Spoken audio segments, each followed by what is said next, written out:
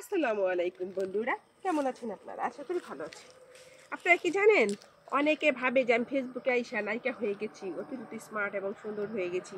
তার জন্য সবাই আমার ভিডিওগুলো দেখে লাইক কমেন্টস করে, আমাকে সবাই খুব পছন্দ করে। আহারে কি মিষ্টি!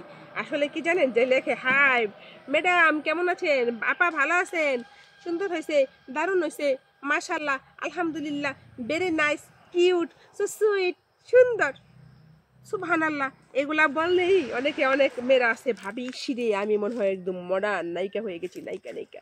আসলে কিন্তু মোটেও কিছু না। কারণ এগুলা কেন বলে, যে ফেসবুক আপনার ভিডিওটা তার সামনে সাজেস্ট করে, তার মানে সাজেস্ট করলে তো ভিডিওটা দেখতে হবে, আর সেখানে লাইক কমেন্টস করতে হবে। তার জন্য আপনার ভিডিওতে তারা লাইক কমেন্টসগুলো করে।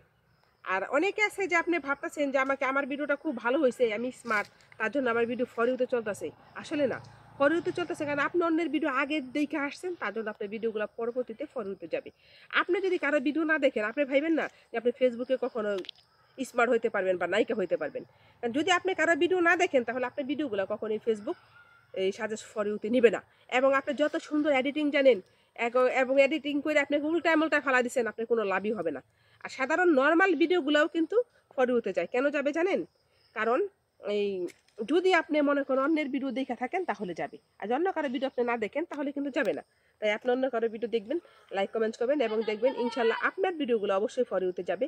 তাই আপনি সবার ভিডিও দেখার চেষ্টা করবেন, তাহলে আপনার ভিডিওগুলোও ইনশাল্লাহ ফর ইউতে যাবে। এবং নিজেকে নায়িকা এবং নায়ক মনে করেন না, এটা বাস্তবতা।